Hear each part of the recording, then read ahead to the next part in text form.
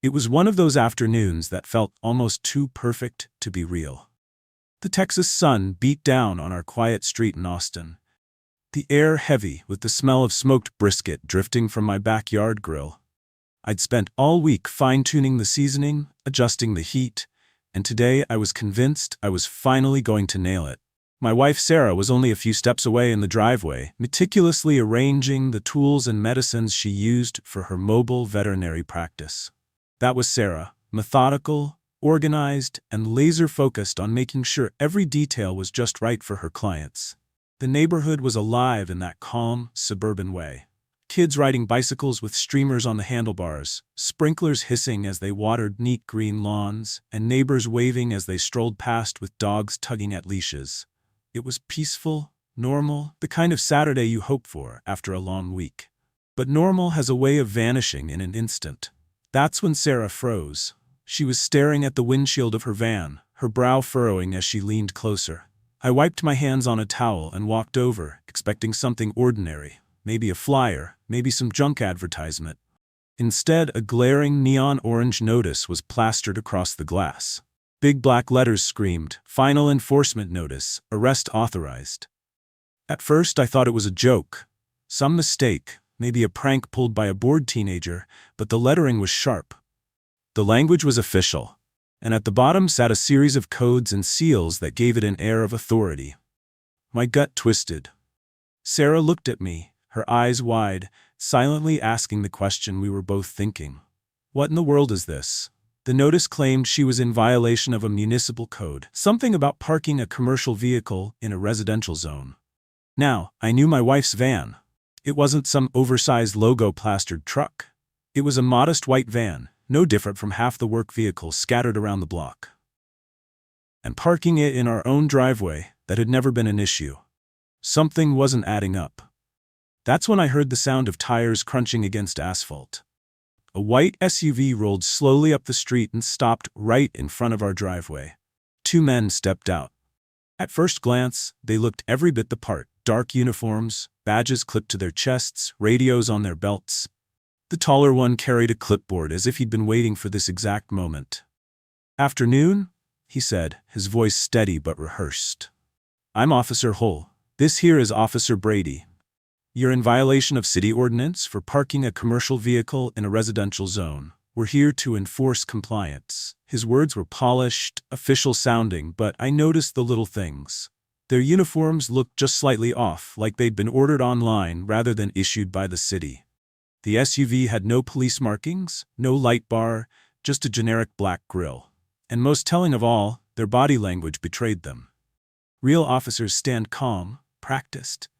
These two shifted their weight nervously, glancing at each other like actors. Unsure of their lines still, they moved with confidence toward Sarah. Holt tapped his clipboard, asking her to step aside for questioning. Brady took position on the far side of the van, subtly blocking any easy escape. I felt my chest tighten. My instincts, the ones drilled into me from years, and the Marine Corps, screamed that something wasn't right. I stepped forward, planting myself between Sarah and these so-called officers. "If this is official," I said firmly, "show me." The Warren Holt didn't even look at me. He smirked like I was wasting his time. That dismissal, that complete disregard, only confirmed my suspicion. Whatever this was, it wasn't lawful. Sarah's voice trembled as she clutched her phone. She wasn't scared easily, but I could see the unease in her eyes. These men weren't here to talk. They were here to take. And suddenly, the perfect Saturday afternoon we'd been enjoying was gone, shattered in the span of a few heartbeats. And in that moment, I realized if I didn't act fast, this situation was about to spiral into something far worse. The taller one Hold kept his clipboard tucked against his chest like it was a shield, rattling off the so-called violation codes in a tone that sounded memorized. His partner Brady wasn't nearly as polished. He shifted side to side, eyes darting nervously between me, Sarah, and the street, as if expecting someone to call them out at any moment. Sarah tried to reason with them. "I'm a veterinarian," she said carefully. Her voice even, "This is my work vehicle, and it's parked in my own driveway. There's no law against this."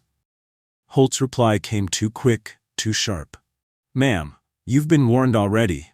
This is your final notice. You either comply now, or we'll have no choice but to detain you for violation of city code. Detained. That word hung in the air like a storm cloud. I took a slow breath, my eyes scanning every detail. The badges looked shiny, but off-ship metal that caught the sunlight wrong. Their belts carried gear, but not the kind of standard-issue equipment I'd seen real officers use. And the SUV parked at the curb. No plates, no municipal decals, no markings at all. It screamed rental. Brady stepped closer to Sarah, his hand hovering near the set of handcuffs clipped to his belt. He wasn't moving with authority. He was moving with desperation. That was the difference. Real cops don't look nervous when making an arrest. They know their ground, their law, their procedure. These two, they were actors playing dress-up, and their performance was starting to crack. "Sir, step aside," Brady ordered, his voice faltering just enough for me to catch it. "This doesn't concern you, but it did concern me more than they realized. Sarah wasn't just my wife. She was my anchor, and I wasn't about to let two imposters drag her away from our own driveway." Under some flimsy pretense, I locked eyes with Hall. "You're claiming authority," I said, my tone sharp. "Then produce a warrant. Show me official identification. Otherwise, you're trespassing." For the first time his mask slipped. He hesitated, jaw tightening, eyes flicking toward Brady, like he was waiting for backup that wasn't coming. Then, instead of paperwork, his hand slid toward a taser, clipped awkwardly to his belt. Sarah's breath caught. I could feel her fear without even looking at her. My instincts screamed louder now. This wasn't just intimidation. They were planning to take her by force if necessary. Brady stepped in, his movements clumsy, but determined. He reached for Sarah's arm, metal cuffs already in his hand. She recoiled, pulling back, her phone clutched tightly in the other. And that's when I knew the time for talking was over. The Marine and Metha years of training. The instinct for reading danger and acting fast took command. I shifted my weight, ready to move. 10 seconds, maybe less, was all I had to change the outcome. I gave them one last chance. My voice low, steady, final. "Release her now." But they didn't listen. Holt's taser came up. Brady's hand clamped down on Sarah's wrist, and in that instant, the quiet suburban afternoon turned into a battlefield. What happened next wasn't chaos. It was muscle, memory. Years of drills, missions, and survival boiled down into movement faster than thought. And within moments, the men who arrived so sure of themselves were lying broken on my driveway, their disguises crumbling right along with them. But that was only the beginning. Because when the sirens finally echoed in the distance, and the truth started unraveling, the question wasn't just who these men were, but who sent them. The second Brady's hand touched Sarah, the switch flipped in me. Everything slowed down, but not in the way movies show it. This wasn't slow motion, it was clarity. Every detail sharpened.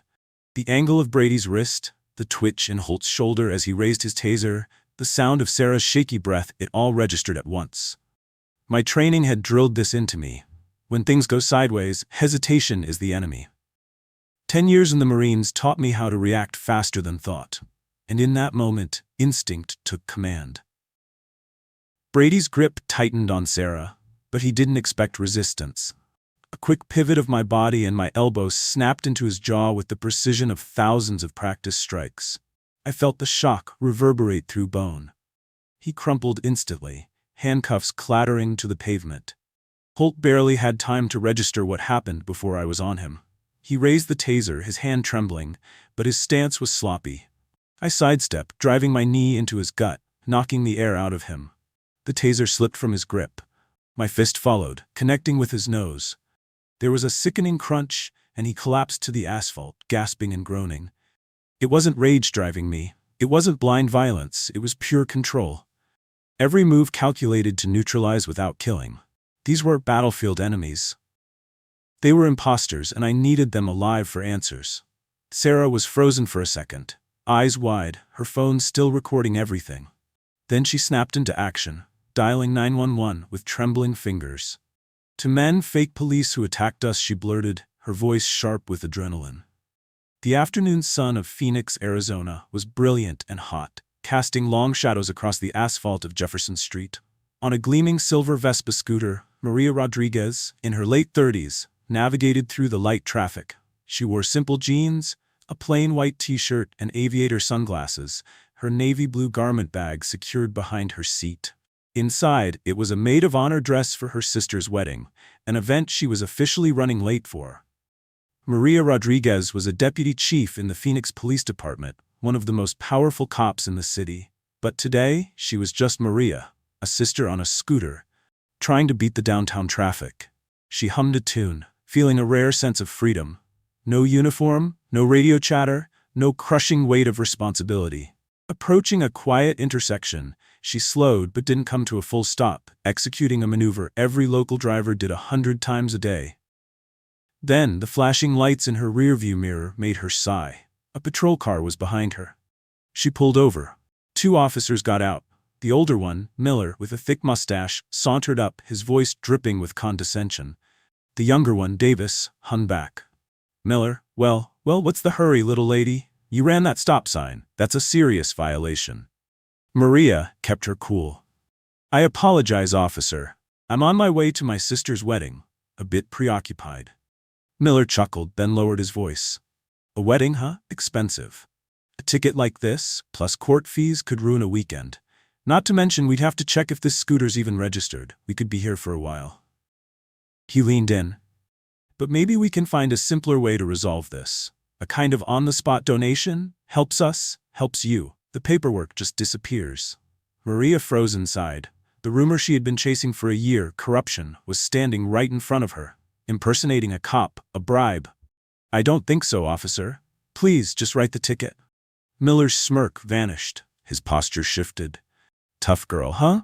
All right, we'll do this by the book. My book. He ordered Davis to run her name, check her scooter, and search her garment bag. When Miller unzipped it, he carelessly dragged the delicate navy silk dress across the dusty ground. Maria's jaw clenched. It wasn't about the dress, it was the blatant disrespect. You're uncooperative. Driving a stolen vehicle, maybe. You're coming with us. He cuffed her. The cold metal clamped around her wrists, but she stared at the distant Phoenix skyline. The fight on her driveway was over. But the real war was just beginning. The ride to the 12th precinct was filled with jokes. They mocked her as Princess Vespa, leaving the plastic divider open so she could hear them laugh.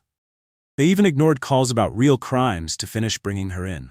At the precinct, the desk sergeant, Reynolds, didn't even look up. Miller ran a stop sign, gave us lip. Scooter's probably hot, holding her for obstruction. Fine, process her. Holding cell B, no questions, no verification, just complicity. Her belongings, including the garment bag, were tossed aside.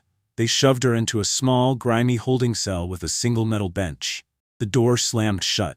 Hours passed. No water, no call, no rights. Maria sat on the cold bench.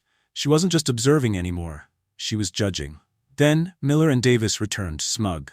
Had enough? Your sister's probably cutting the cake by now. But we can be nice guys. Maybe for $500 cash, we'll make this go away. Maria stood, calm but deliberate. You're right, Officer Miller. I have learned a lot today. Officers from the 12th precinct conduct illegal stops, extort civilians, and detain without cause. Sergeant Reynolds is complicit. Miller faltered. Miller, what the hell are you talking about? Maria's voice shifted from calm to commanding. Maria, I'm talking about Penal Code Sections 67 and 68. Bribery of an officer. About General Order 3.45, conduct unbecoming an officer. About obstruction, extortion, corruption, and you just committed them all. They froze, confusion and terror spreading across their faces. Maria calmly demanded her belongings. Davis, visibly rattled, returned them to her. Then Maria opened her purse. The shock was instantaneous. Davis looked ill. Reynolds stepped back, pale. Miller stammered. Miller, Deputy Chief, ma'am, it's a misunderstanding. There is no misunderstanding. You thought I was a nobody. You disgraced this uniform. You disgraced this city. You preyed on the people you swore to protect. She dialed Chief of Police and Internal Affairs directly. Chief, it's Rodriguez. I'm at the 12th precinct. I need IAD here immediately. Multiple felonies witnessed firsthand. Yes, our officers. I'll secure the scene. She hung up. Maria, as of this moment you are suspended. Hand over your badges and weapons. Now. They obeyed silently, shaking. Maria stood, no longer a victim, but the hammer of justice itself. She had missed her sister's wedding, but had performed a much more important ceremony, starting the process of cleaning out her own department. Days later, Detective Bennett returned with a stack of files. The investigation had uncovered something much larger than Maria had anticipated. Holt's phone led to a name, Karen Grant, the HOA president who lived just 3 blocks away. Sarah, Karen? Why would she come after us? It didn't make sense at first, but Bennett confirmed that Karen was no stranger to law enforcement. She'd been involved in at least 3 other HOA scandals in different cities. She targeted military families, forcing them out through harassment, legal pressure, and social manipulation. Looks like you're her 12th target. The deeper they dug, the more unsettling it became. Public records showed that Karen had listed Chris Reed, Jake's late brother, as her emergency contact. Jake, what does she have to do with Chris? Chris had died 6 years ago in Afghanistan. Sarah's voice trembled. Bennett tapped her pen against her notebook. Karen's been using Chris's journals. She knew his background, his training, and has been using it to target you. Karen had studied Chris's journals like a manual, learning how to break him, how to break them. Maria, she's been studying you, Jake, using Chris's journals to learn how you think, how you react. The journals had been Chris's legacy, but now they had become weapons. The next day, a thick package arrived from the Pentagon. Inside was a letter Chris had written just before his death. He'd warned Jake about Karen. Chris, Karen isn't who she says she is. She's been pressing me for details. I've reported her once, but if I don't survive, you have to finish this. Maria read the letter aloud. It was a final warning, a call to action. Maria, she's been using him against you. She's been targeting you for years. With this final piece of evidence, the fight was no longer just about the HOA or Karen's vendetta. It was personal, and they were prepared to expose Karen for what she truly was. But Karen wasn't done yet. 2 weeks after the vote, Karen filed a $75,000 lawsuit against Jake, Sarah, and the HOA. She wasn't backing down. Sarah, she's turning everything upside down. We're the ones who were attacked. Karen filed frivolous complaints, weaponizing bureaucracy to make their lives a living hell. It was a fight to the end. Then, one night, a letter arrived from Army Criminal Investigation Division, CID, accusing Jake of leaking classified tactics. The smear campaign had hit a new low. Through all the lies, the chaos, and the pain, Maria remained determined. She had started this fight, and she was going to finish it. The battle wasn't just for justice, it was for the honor of Chris Reed, for his legacy, and for the future of the family he had left behind. The journey wasn't over, not by a long shot.